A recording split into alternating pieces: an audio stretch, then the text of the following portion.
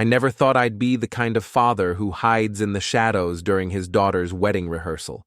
But there I was, standing near the supply closet at the country club, pretending to check my phone while two voices carried through the half-open door of the bride's prep room.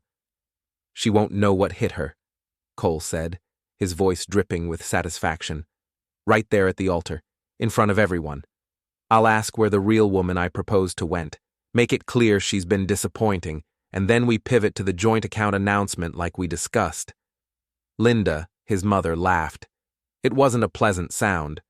"Before we go any further, take a second to subscribe, hit the hype button, and like the video. It really helps the channel grow. And tell us in the comments, what would you do in this situation?" That's my boy. Public humiliation works wonders. She'll be so mortified she won't fight anything afterward. The account transfers, the business access through her father's contacts, all of it slides right through. And speaking of her father, she paused.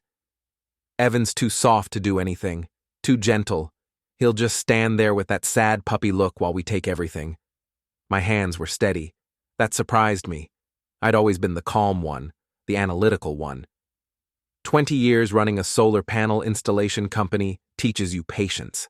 You learn to read blueprints, anticipate problems, build systems that work flawlessly under pressure. But hearing them plot to destroy my daughter's life, that should have made me shake with rage. Instead, I felt cold, clear, focused. Like ice water running through my veins, sharpening every thought into something useful, something dangerous. I walked away from that door like nothing happened.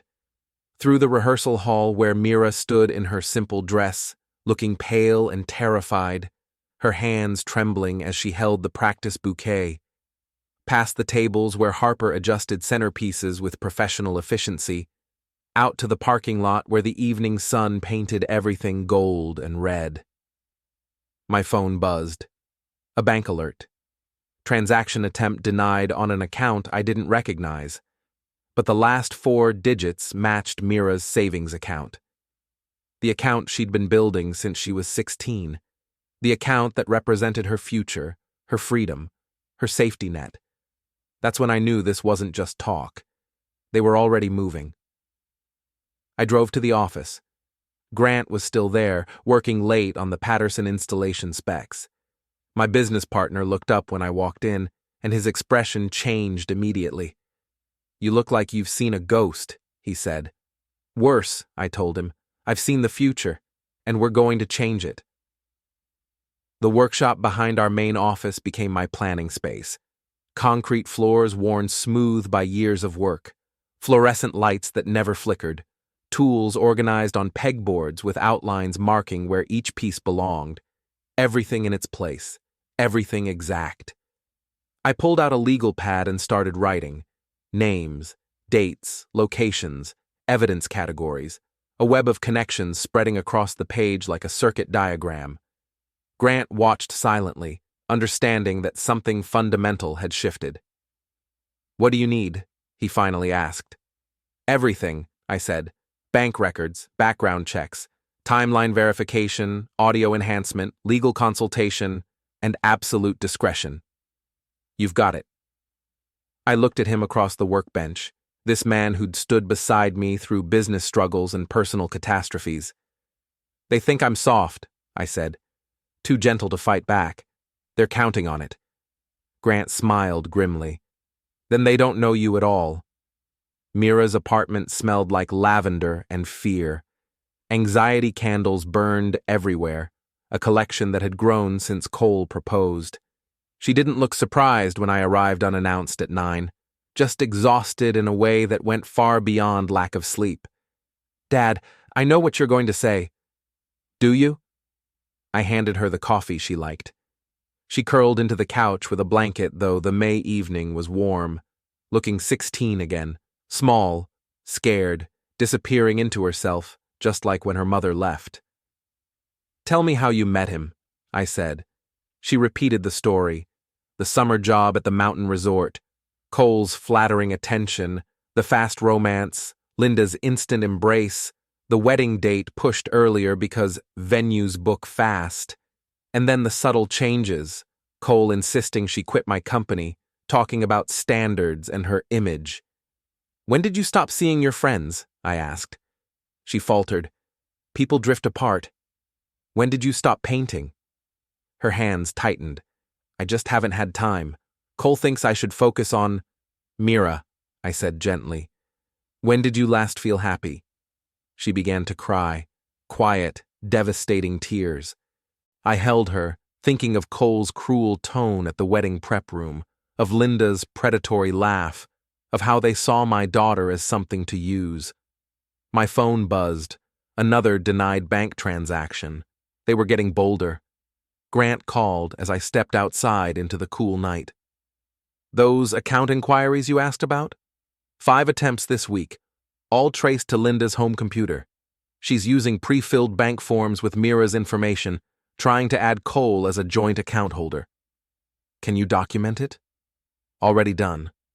"But Evan, this is prosecutable fraud. You should call the police."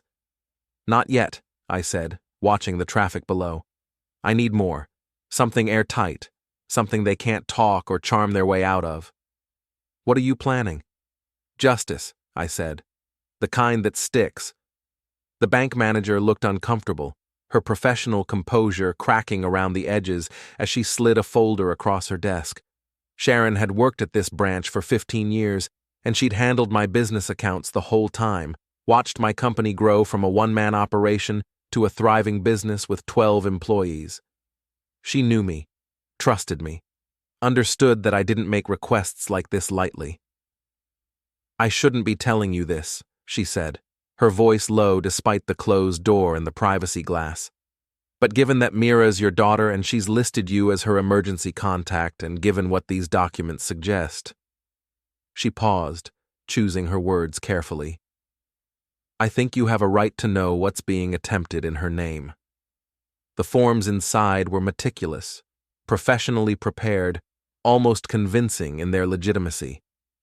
Linda had forged Mira's signature on 3 separate documents, each one a carefully crafted lie. Joint account applications with Cole listed as primary account holder.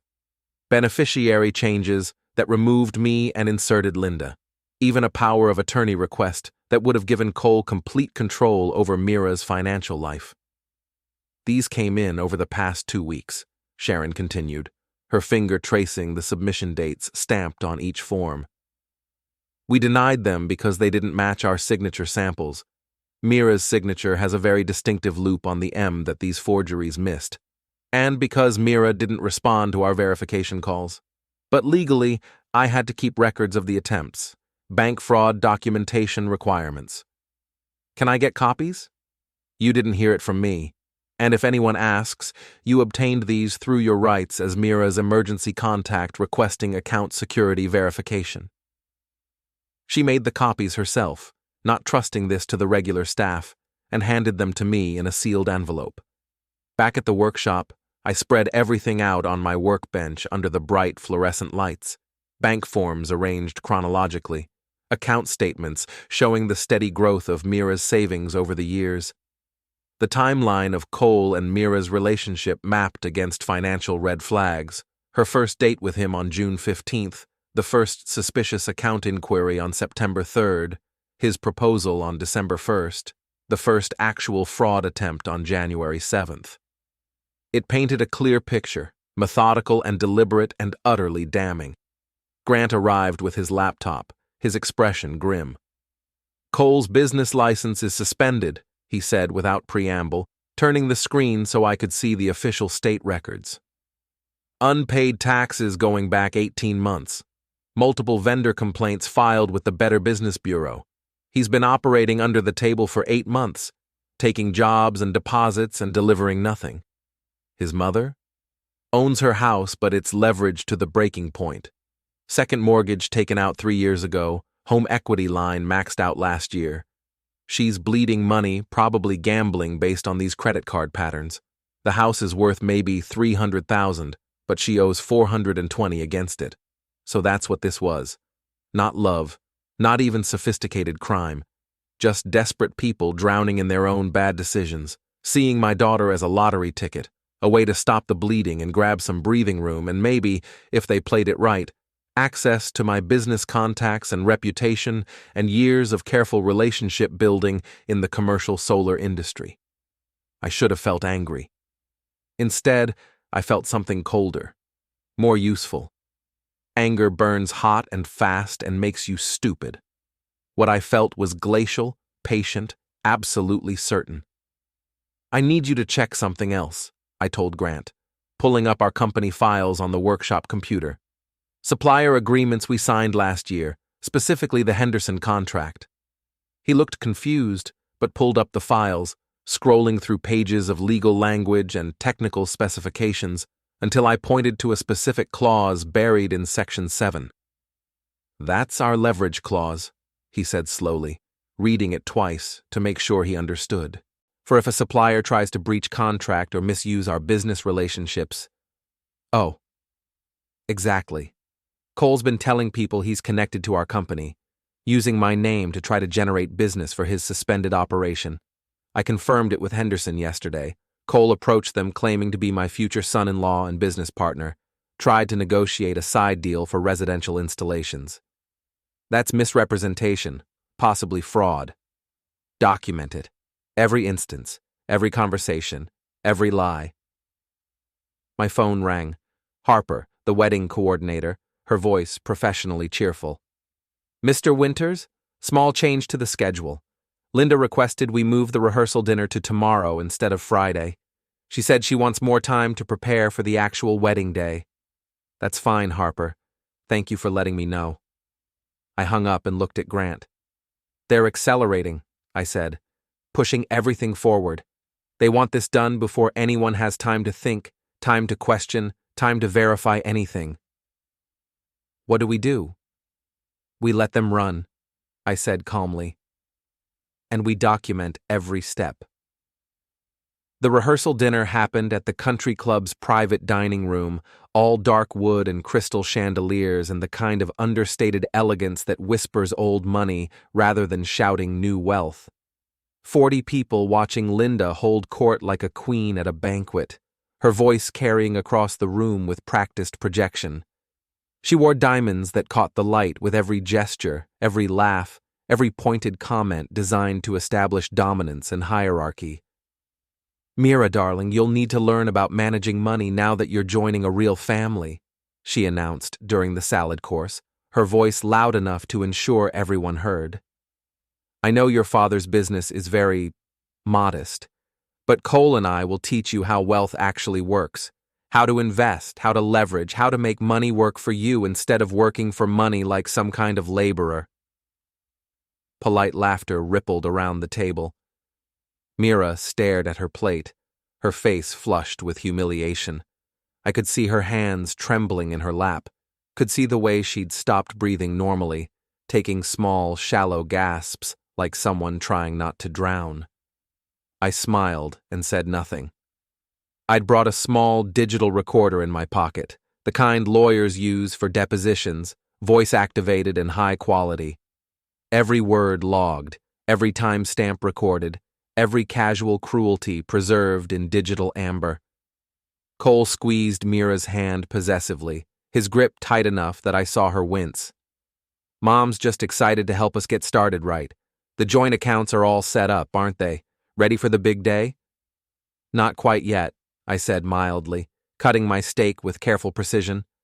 Some paperwork issues at the bank, technical details. Linda's smile sharpened, her eyes narrowing with calculation and barely concealed annoyance. I'm sure that's just a formality. These things always work out. Banks are so particular about their procedures, but in the end, everything processes through. Usually, I agreed pleasantly. Unless there are irregularities, then things can get complicated. The conversation moved on, but I caught Linda exchanging a look with Cole, worried, uncertain. Good. After dinner, I drove to the legal aid office downtown, a modest building that stayed open late 3 nights a week to serve working people who couldn't take time off during business hours. The notary public, Mrs. Chen, had agreed to stay late for me, understanding from my tone on the phone that this was urgent. "You're sure about this?" she asked, reviewing the documents I'd prepared with meticulous care. "Completely." She stamped each page with quiet efficiency, her official seal creating raised impressions on the paper that carried the full weight of legal authority.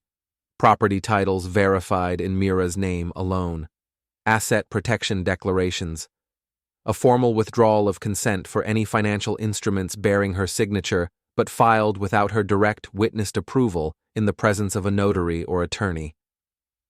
"This creates a legal firewall," Mrs. Chen explained, her reading glasses reflecting the desk lamp's glow. "Anything filed or processed regarding her finances without her explicit notarized consent is void. Not just questionable or suspicious, legally void and potentially criminal if pursued." "How fast does it take effect?" "The moment I stamp it, which is now. These documents are filed electronically with the state as well, so there's immediate database verification available. Any institution that checks, banks, investment firms, property offices, will see that she's protected." Perfect. Grant was waiting at my house when I got home, sitting on my porch with 2 beers and the exhausted expression of someone who'd spent hours doing deep research into unpleasant subjects. "His last relationship ended badly," Grant said, handing me a beer and pulling up files on his tablet. "Restraining order filed 2 years ago. The woman claimed he'd tried to access her bank accounts using personal information he'd gathered during their relationship. Email passwords, security questions, mother's maiden name, all of it. Sound familiar? How'd it end? She moved to another state, Oregon, dropped the charges to avoid the court battle. He was threatening to countersue for defamation, and she didn't have the money or energy to fight. So he walked away clean, free to do it again." "This time will be different," I said quietly. I pulled out a large accordion folder and began organizing everything we'd collected, creating a system that would make sense to lawyers, judges, anyone who needed to understand the full scope of what had been attempted. Bank fraud attempts with dates and IP addresses, audio recordings with timestamps, notarized protections, Cole's financial misconduct documented with official state records, Linda's forged documents with signature comparison analysis, character references from Mira's friends describing her isolation, her changed behavior, the systematic way she'd been cut off from her support system, a detailed timeline showing the manipulation from first contact to present day, each entry supported by evidence. Grant watched me work, understanding dawning in his eyes. "This is comprehensive, almost scary comprehensive. You're not just protecting Mira, you're building a prosecution case." "I've been building solar installations for 20 years, I said, arranging documents with precise care. "You know what that teaches you? Every panel connects to something else. Every wire has to run true. Miss one connection and the whole system fails. Leave one gap in the circuit, and nothing works." "This isn't a solar array, Evan." "No," I agreed, looking at the web of evidence spread across my dining room table. "But the principle's the same. Every piece of evidence connects. Every document supports another. By the time I'm done, there won't be any gaps, no room for doubt, no way to talk around it or lawyer through it or smile and charm their way back to respectability." My phone buzzed. Harper again, confirming details with her characteristic thoroughness. "Just confirming the wedding day timeline, Mr. Winters. Cake stand installation at 9:30 a.m. sharp. Catering staff arrives at 10. Guests start arriving at 11:30. Everything else follows from there." "Perfect," I said, my voice steady. "Thank you, Harper. I appreciate your attention to detail." I circled that time on my calendar. 9:30 a.m. The moment when everything would change, when all these careful preparations would culminate in something they'd never see coming. Mira came to the workshop 2 days before the wedding. I'd been expecting her, had seen it coming in the increasingly frantic texts, the phone calls that went to voicemail because she couldn't quite bring herself to speak the words out loud, the way desperation builds, until it has to find release. She looked terrible. Dark circles under her eyes, her hair pulled back in a messy ponytail, wearing sweatpants and an old college hoodie instead of the carefully curated outfits Cole had been choosing for her. This was the real Mira, the one who'd been hiding beneath layers of forced smiles and acceptable behavior. "I can't do this," she said, the words tumbling out like a confession. "Dad, I can't marry him. I know it's too late. I know people have bought plane tickets and the deposits are paid and everyone's expecting it, but I can't. I just can't." "Then you won't," I said simply. She stared at me. "What?" "You won't marry him. It's your life, Mira. Your choice. Always has been." "But the wedding's in 2 days. The venue, the guests, the money." "None of that matters. Not even a little bit. What matters is you, safe and whole and free to make your own choices."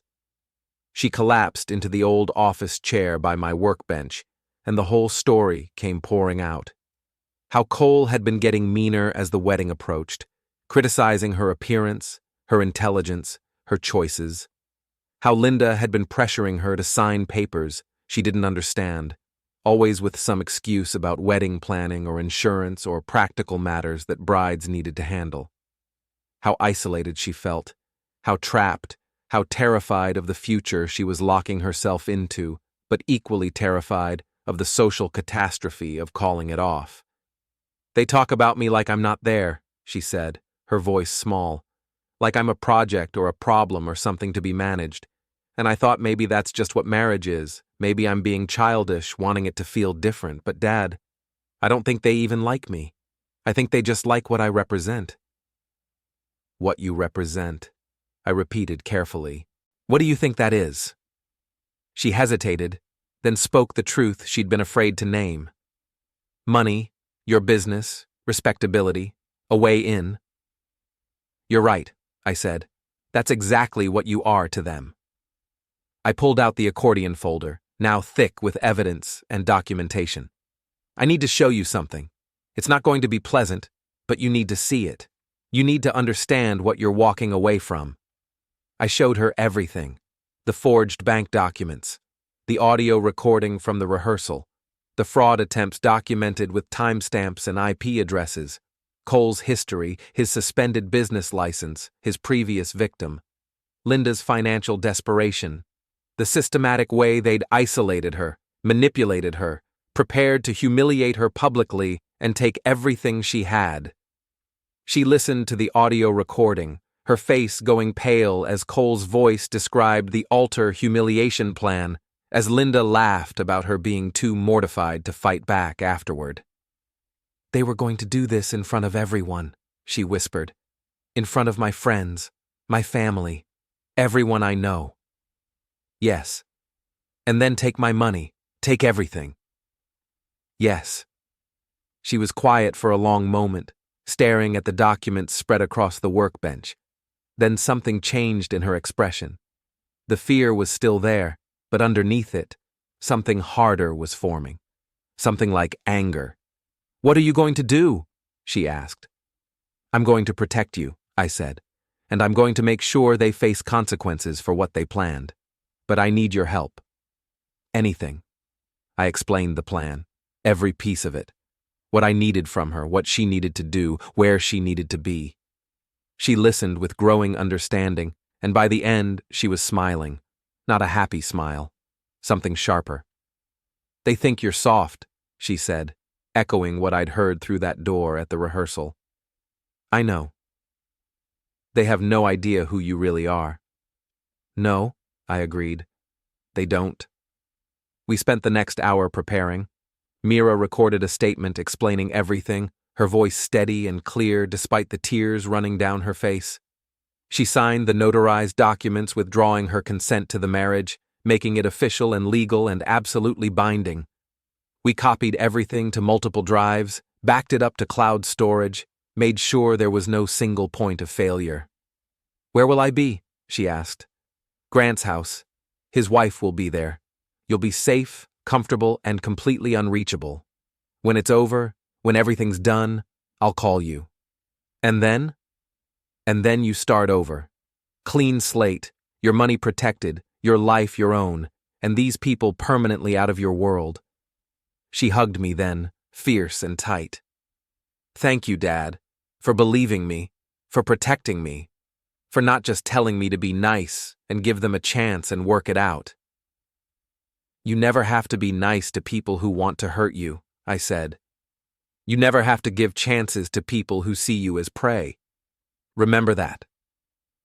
The next morning, I moved Mira to Grant's house in the pre-dawn darkness. His wife, Jennifer, welcomed her with the quiet competence of a woman who understood exactly what was happening and why. By the time the sun rose, my daughter was safely hidden, and I was alone with my preparations. The hotel ballroom looked beautiful when I arrived early on the wedding day. Harper had outdone herself. White flowers everywhere, elegant table settings, soft lighting that made everything glow. And there, exactly where it was supposed to be, the cake stand. A simple white pedestal positioned prominently near the entrance where every guest would pass it, where every eye would inevitably be drawn.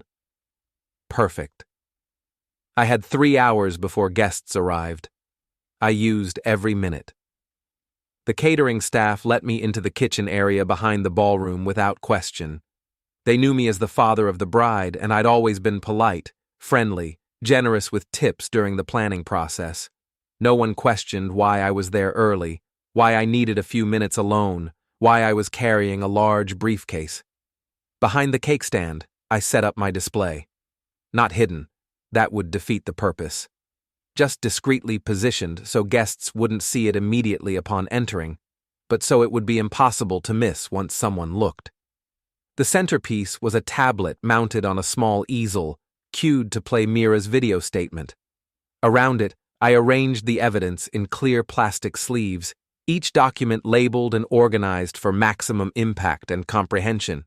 Bank fraud attempts with Linda's IP address, highlighted in yellow. Forged signatures with comparison analysis showing the deliberate deception, Cole's suspended business license, the restraining order from his previous victim. Audio transcripts from the rehearsal room conversation, every word documented and time-stamped. The notarized withdrawal of marriage consent, Mira's signature witnessed and official. And above it all, a simple sign. The truth about this wedding. I checked everything twice. The tablet's battery was full, the video file was ready to play on loop, the documents were secure but easily readable. Everything had to be perfect because I'd only get one chance at this. Harper found me as I was finishing. She took in the display with wide eyes, her professional composure cracking. "Mr. Winters, what is this?" "The truth," I said calmly. "Harper, I need to ask you something. Have you noticed anything strange about this wedding? Anything that made you uncomfortable?" She hesitated, then nodded slowly. The bride never seemed happy, and her mother-in-law was controlling, very controlling. She changed the schedule 3 times, always pushing things faster, and she kept asking about the bride's family finances. Said she needed to know for insurance purposes, but it felt wrong. It was wrong. All of it was wrong. "This wedding isn't happening, Harper, but I need you to do something for me." "What?" "When Linda asks where Mira is, and she will ask, I need you to direct her to look behind the cake stand. Can you do that?" Harper looked at the display again, reading the document titles, understanding dawning in her eyes. She was going to hurt that girl. "Yes." "Then yes. Absolutely yes. I'll make sure she sees everything." Guests started arriving at 11:30, exactly on schedule. Cole's family filled in first, loud and confident, dressed in expensive clothes and wearing expensive jewelry like armor. They clustered near the entrance, laughing and congratulating each other, already celebrating a victory they thought was assured. My side of the family came next. Smaller group, quieter but solid. Grant and Jennifer, my brother and his wife, a few friends from the company. They knew something was wrong. I'd warned them there might be drama, but they trusted me enough to show up anyway. By noon, the ballroom was full. 120 people waiting for a wedding that would never happen. The murmur of conversation filled the space, anticipation building as the scheduled start time approached. Linda swept in, wearing a dress that probably cost more than my truck, her diamonds catching every light, her expression radiating smug satisfaction. She scanned the room, nodded approvingly at the decorations, checked her phone. Then her smile faltered. "Where's Mira?" she asked, her voice sharp. "Where's the bride?" Cole appeared at her elbow, already looking annoyed. "She's probably just nervous. You know how she is, always so emotional and dramatic." "Someone find her," Linda commanded, snapping her fingers at Harper. Harper stepped forward, her professional mask firmly in place. "I'm sure she'll be here soon. While we wait, have you seen the beautiful cake display? It's just behind the stand near the entrance." "I don't care about the cake. I care about—" "Please, Mrs. Bennett, it's really quite remarkable. Just take a look." Something in Harper's tone must have registered because Linda's eyes narrowed with suspicion. She moved toward the cake stand, Cole following, and I watched from my position near the side wall as they rounded the corner and saw what I'd prepared for them. Linda froze. Her face went white, then red, then white again. Cole stared at the display, his mouth opening and closing without sound as he took in the documents, the labels, the careful organization of his crimes. "What is this?" Linda's voice was a strangled whisper. I stepped forward, my voice calm and clear in the sudden hush that had fallen over the room. "The truth." Everyone heard me. The room fell completely silent, all conversation fading as 120 people turned to see what was happening. Linda's hands were shaking as she picked up the first document, her own forged signature attempts highlighted and annotated. "This is a lie. You can't just accuse us like this." "I'm not accusing," I said evenly. "I'm documenting. There's a difference. Everything you're seeing is verified, notarized, and backed up by official records." Cole found his voice, tried to bluster through. "Where's Mira? What have you done with her?" "She's safe. That's all you need to know." "You can't keep her from me. We're getting married." "No, you're not." I gestured to the display. "You'll find her notarized withdrawal of consent in that folder, the blue one. She's officially ended this engagement, and her signature has been witnessed by a legal notary." Linda's voice rose to a shriek. "You manipulated her! You poisoned her against us!" Harper pressed play on the tablet.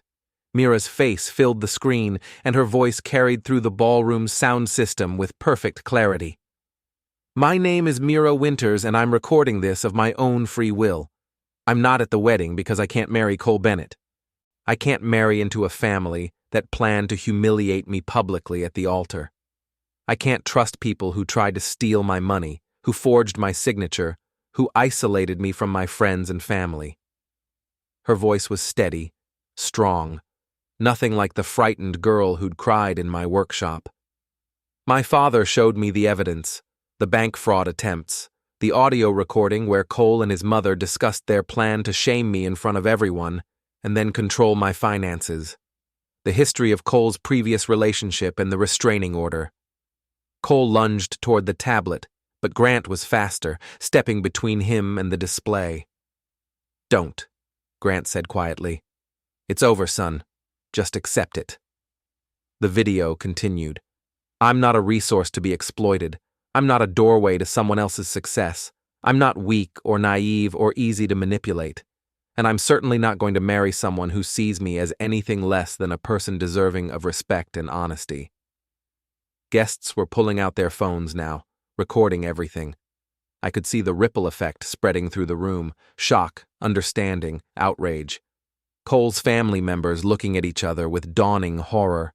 Linda's diamonds seemed to lose their shine as people backed away from her, creating a circle of space around her, and Cole like they were contagious. "This is slander," Linda screamed. "I'll sue you for every penny you have." "Please do," I said calmly. "Discovery will be fascinating. I'm sure the court will be very interested in your attempts to commit bank fraud, identity theft, and financial exploitation. I'm sure they'll want to examine your forged documents in detail." A man in a suit pushed through the crowd. Cole's father, I realized, though I'd only met him once. He looked at the display, read several documents, and his face hardened. "Cole, Linda, we're leaving. Now." "But, now." The video ended with Mira looking directly into the camera. "To everyone who came here today expecting a wedding, I'm sorry for the confusion. But I'm not sorry for choosing my safety and my future over a ceremony. Thank you for understanding." The screen went dark. The silence in the ballroom was absolute, oppressive, filled with the weight of 120 people processing what they'd just witnessed. Then someone started clapping. One person, then another, then a dozen. Not Cole's family. They were fleeing toward the exits, Linda sobbing dramatically, Cole's face twisted with rage and humiliation. But my friends, my family, even some of the neutral guests who understood that they'd just witnessed justice being served. Harper approached me, her tablet in hand showing official documents. "Mr. Winters, for the record, the venue requires me to document what happened here today. The wedding was canceled due to, what should I write?" "Fraud," I said simply. "Attempted fraud against the bride by the groom and his family." "That works." She made a note, then looked up at me with something like admiration. "I've been coordinating weddings for 12 years. I've seen people call them off for all kinds of reasons, but I've never seen anyone protect their daughter quite like this." "She deserved protection," I said. "She deserved someone who believed her and fought for her." Grant appeared at my shoulder. The security footage from the building hallway shows Linda trying to force her way into a locked storage room 20 minutes ago. She was looking for Mira. The guard stopped her. "Persistence," I observed, even in the face of overwhelming evidence. "Desperation," Grant corrected. She needed this to work. The house, the debts, all of it. I thought about Linda's face when she saw the display. Not shame, not guilt, just rage at being caught, fury at losing what she'd counted on taking. The ballroom cleared slowly. Cole's family fled fast, embarrassed and angry, but the other guests lingered, talking in small groups, processing what they'd witnessed. Several people approached me to shake my hand, to tell me I'd done the right thing, to ask if Mira was truly okay. I answered honestly. She's safe. She's free. She'll be better than okay. My brother cornered me near the abandoned cake stand. That was the most terrifying display of controlled precision I've ever seen. "How long have you been planning this?" "Since the moment I heard them plotting in that rehearsal room," I admitted. "Every piece, every document, every time-stamp. I couldn't let them hurt her. They're going to be furious. They might try to retaliate." "Let them try," I said calmly. "Everything I did was legal. Everything I revealed was true. They're the ones who committed crimes, not me." Harper was directing the catering staff to pack up the untouched food. She caught my eye and gave me a small nod of approval. The cake remained on its stand, pristine and untouched, a monument to a wedding that never happened. Grant's phone rang. He answered, listened, then smiled grimly. "That was Jennifer. Mira's doing fine. She watched the whole thing through the video link we set up. She's crying, but Jennifer says they're happy tears." "Good. She wants to talk to you." He handed me the phone. Mira's voice came through shaky, but strong. "Dad? Did you really do it? Did you really stop them?" "I did." "Was it bad?" "It was necessary," I said. "They saw everything. The whole room saw everything. There's no coming back from this for them." "Good." Her voice hardened. "They deserve it." "They'll get worse," I assured her. "The bank is pressing charges for the fraud attempts. The state's attorney is reviewing the case, and their reputation in this town is finished." "I'm not going back to my apartment," she said suddenly. "Cole has a key. I don't feel safe there." "You're staying with us until we find you a new place. Already decided." She was quiet for a moment. I thought I was trapped, Dad. I thought I had to go through with it because backing out would be worse than marrying him. You're 20 years old, I said gently. You're supposed to be figuring things out. The fact that you recognized something was wrong and came to me, that's being smart. I love you, Dad. I love you too, sweetheart. Rest. I'll be there in an hour. I handed the phone back to Grant and took one last look at the ballroom.